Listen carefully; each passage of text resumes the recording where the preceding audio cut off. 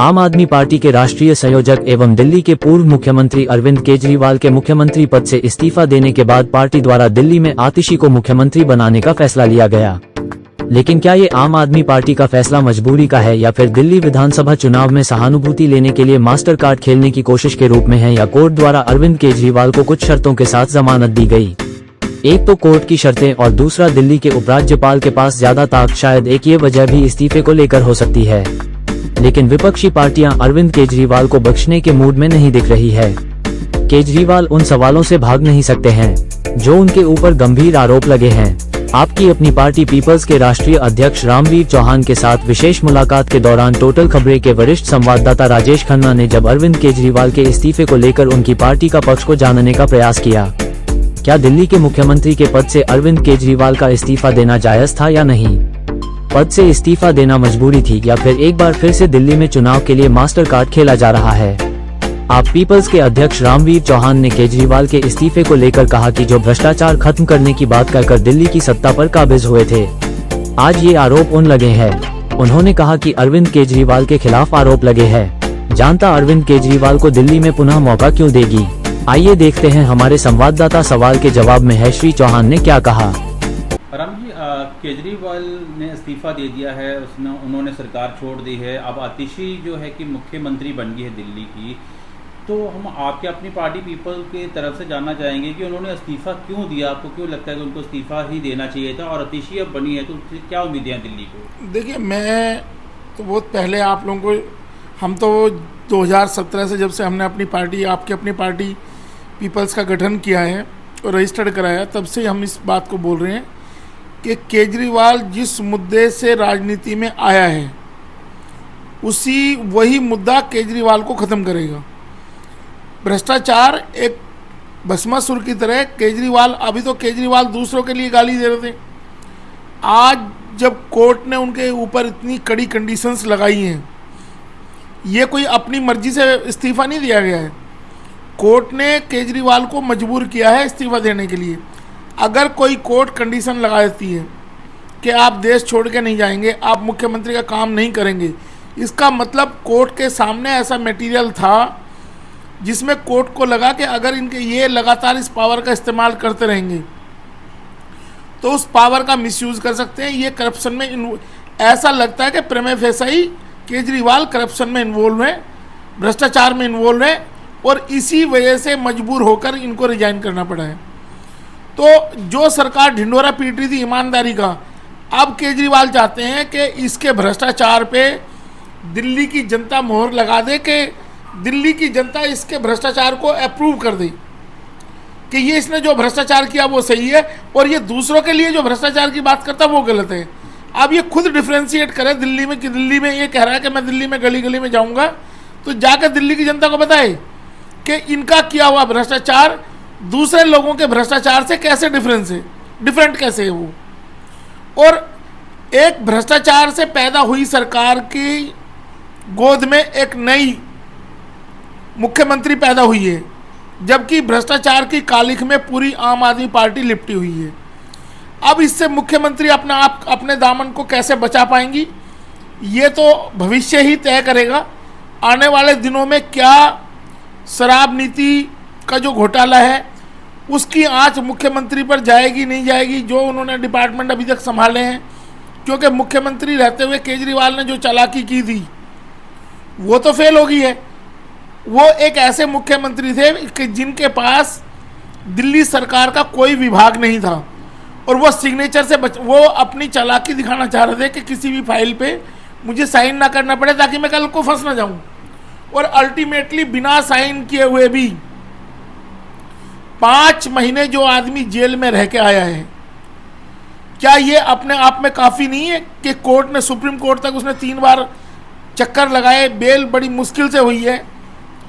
तो ऐसी स्थिति में केजरीवाल, ये जो आम आदमी पार्टी की दिल्ली की सरकार है, इन्होंने गलत कदम उठाया। मुख्यमंत्री के साथ साथ इनको विधानसभा भंग करने की सिफारिश करना चाहिए थी। अगर केजरीवाल में दम था तो आतिशी को मुख्यमंत्री ना बना के भ्रष्टाचार से अगर अपना दामन पाक साफ कराना था तो विधानसभा भंग करने की सिफारिश माननीय उपराज्यपाल के पास भेजनी थी कि विधानसभा को भंग कर दिया जाए और हमारी सरकार दागी हो चुकी है, हम नए सिरे से पब्लिक से मैंडेट लेंगे।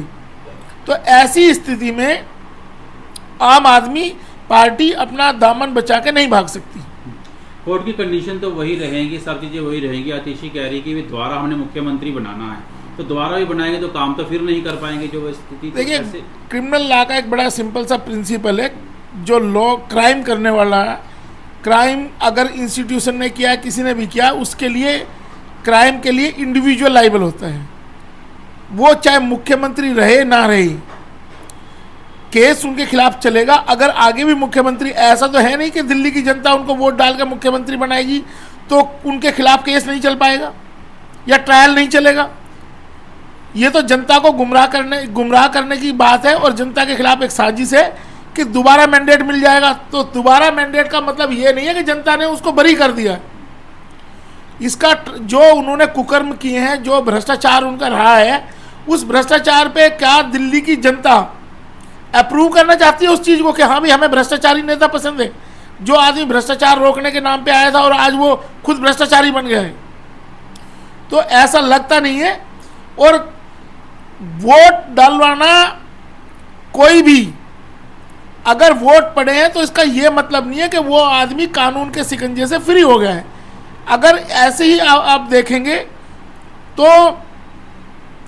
देश के प्रधानमंत्री, देश के गृह मंत्री और तमाम यूपीए के नेता सभी ट्रायल फेस कर रहे हैं। आज भी पी चिदम्बरम जी ट्रायल फेस कर रहे हैं। पी चिदम्बरम जी लोकसभा में जीत के आए हैं, राहुल गांधी जीत के आए हैं, उनके खिलाफ 25 मुकदमे चल रहे हैं। तो क्या ये मुकदमे खत्म हो जाएंगे?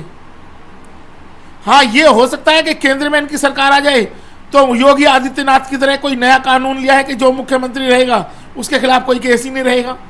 ये ऐसी चालाकी कर सकते हैं, लेकिन इतनी ताकत इनके अंदर नहीं है। लोकसभा में जनता ने देखा है, और अगर ये इतने भोले भाले होते तो लोकसभा चुनाव के दौरान दिल्ली की 7 की 7 सीटें, जो कि समझौते में इनके पास 4 सीटें थी, सारी की सारी सीटें ये हारे हैं। वो एक एग्जाम्पल है कि दिल्ली की जनता ने इनके खिलाफ मैंडेट दिया है।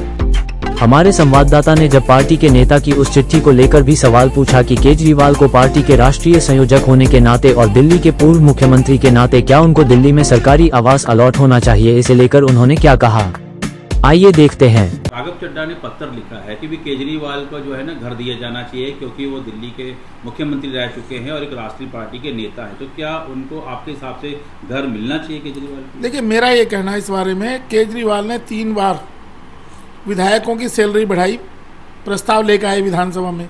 क्या केजरीवाल ने कोई भी एक ऐसा प्रस्ताव विधानसभा में पारित करवाया कि दिल्ली में 70 विधायक हैं, 70 विधायकों को अपने अपने कार्यालय के लिए या उनको रहने के लिए फ्लैट की व्यवस्था, कोई ऐसा कैंपस बनाने की कोई प्रपोजल केजरीवाल ने आज तक दिया? कहीं भी उपराज्यपाल महोदय को कोई ऐसा प्रपोजल विधानसभा में पास करके नहीं दिया। और ना ही होम मिनिस्ट्री में ऐसा प्रपोजल भेजा गया कि सभी 70 विधायकों के लिए दिल्ली में एक स्पेसिफिक कैंपस होना चाहिए, दिल्ली के विधायकों के लिए एनेक्सी होनी चाहिए, ताकि उनको फ्लैट अलॉट हो सके, फ्लैट या घर जो भी उसको अलॉट हो सके। और आज केजरीवाल की स्थिति क्या है? पहली बात तो वो बिना मंत्रालय के मुख्यमंत्री थे।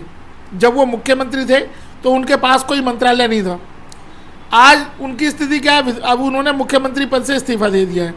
इस्तीफा देने के बाद एक सामान्य विधायक है, वो नई दिल्ली सीट से, तो जैसे और विधायक अपने घरों का अरेंजमेंट किए हुए हैं, कोई गली मोहल्लों में रह रहे हैं, तो इनको भी गली मोहल्लों में ही रहना पड़ेगा।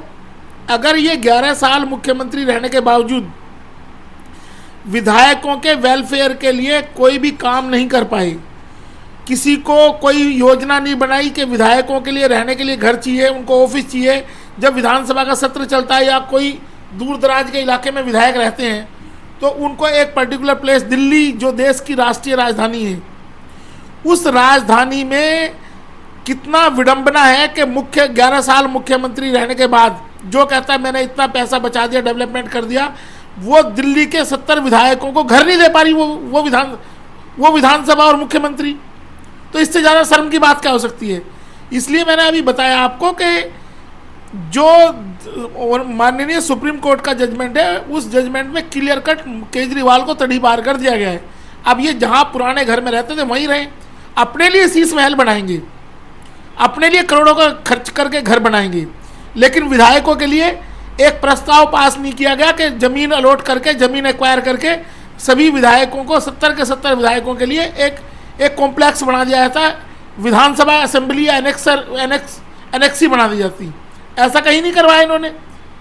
तो इससे बड़ा फेलियर क्या होगा? इसलिए इनको वहां जाना, जैसे और विधायक गली कूचे में रहते हैं ऐसे इनको भी रहना पड़ेगा। जब श्री चौहान से हमारे संवाददाता ने जानने का प्रयास किया कि कोर्ट द्वारा अरविंद केजरीवाल को शर्तों के साथ जमानत दी है और दूसरी तरफ आप पार्टी अरविंद केजरीवाल को पुनः मुख्यमंत्री बनाने की बात कर रही है, क्या चुनाव के बाद कोर्ट द्वारा जो शर्त के साथ जमानत दी गई है उसमें कुछ रियायत हो जाएगी? इस पर श्री चौहान ने क्या कहा? देखिए, माननीय सुप्रीम कोर्ट का जो फैसला है, अगर आप उसको गहराई से देखेंगे तो वो बेल की स्टेज पे ही केजरीवाल जी को होल्ड गिल्टी की इंडिकेशन करता है। होल्ड गिल्टी तब किया जाता है जब कोर्ट को प्रेमे फेसाई कुछ चीज़ें लगें कि हाँ जी आप दोषी हैं, आप भ्रष्टाचार के दोषी हैं। तो सुप्रीम कोर्ट का बेल का ऑर्डर नहीं है ये मुख्यमंत्री को मुख्यमंत्री कार्यालय और सचिवालय से तड़ी पार का ऑर्डर है। सही मायने में ऑनरेबल सुप्रीम कोर्ट ने बेल ऑर्डर में मुख्यमंत्री को तड़ी पार कर दिया, मुख्यमंत्री ऑफिस से बाहर कर दिया है, सचिवालय से बाहर कर दिया कि वो साइन नहीं कर सकते, ना वो सचिवालय में जा सकते हैं। तो ये जो बेल ऑर्डर है ये मुख्यमंत्री को तड़ी पार करता है दिल्ली से, इसलिए अब वो अपना बोरिया बिस्तर बांध के कौशाम्बी जाने के लिए तैयार है।